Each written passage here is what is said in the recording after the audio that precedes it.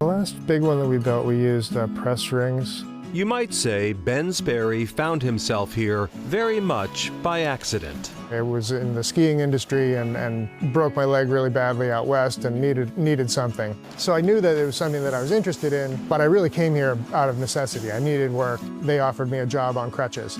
That was 25 years ago. Right. It certainly helped that his uncle Steve started the Sperry sailmaking business in Marion in 1976 and was looking for help as the company was growing rapidly at the turn of the century. It was an opportunity for me to learn the sail design and the customers and the whole craft of sailmaking. And sailmaking is a craft, an art, whether you are a sailor or just someone who enjoys the beauty of white triangles on a coastal horizon. You may not be aware of the geometry, the detail, and the manual labor that goes into making a sail. The sails that we build, we would refer to as paneled sails. They're more or less traditional in terms of their construction. We're pretty much buying rolls of fabric, cutting those rolls of fabric into panels that are shaped so they can be put together and sewn. It is a process that requires plenty of space. In addition to their Marion headquarters, Sperry also has sail lofts in Dartmouth and on the Vineyard. Sail panels are cut, taped together, and then sewn. Lines and hardware are added, every part touched by human hands and made for the dimensions and specifications of each individual boat design.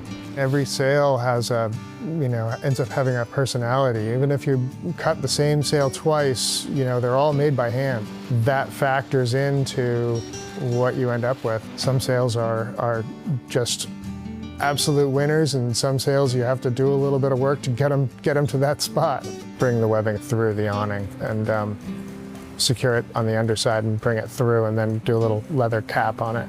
The business has expanded to include canvas covers and tops for sail and power boats, and Ben helms the company as president and majority owner. As one of the few remaining independent sailmakers in the marketplace, Sperry prides itself on a personal touch.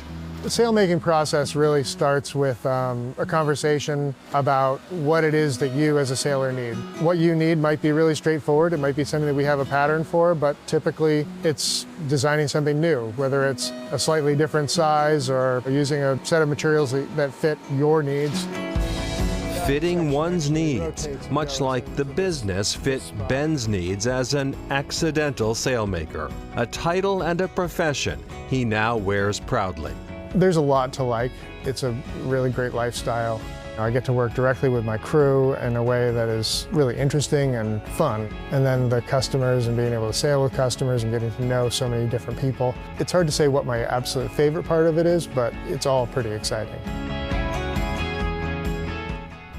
And you might be wondering, but there is no connection between Sperry sails and the iconic Sperry boat shoes, some of which are made in Maine. Although Ben does joke, it certainly helps that the other Sperry name is well known and well marketed.